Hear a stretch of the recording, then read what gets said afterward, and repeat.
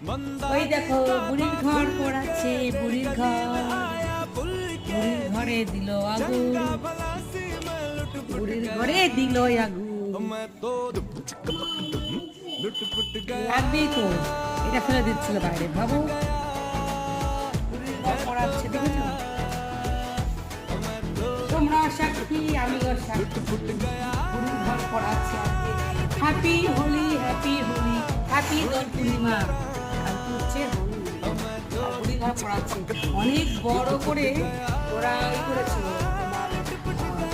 কি বলে তাল, খেজুর গাছ, না খেজুর গাছ, সুপারি গাছের যে বাখরগুলো হয় না, শুকনো বাখরগুলো, মানে পাতাগুলো, সেইগুলো দিয়ে বানিয়েছিল পর্বত।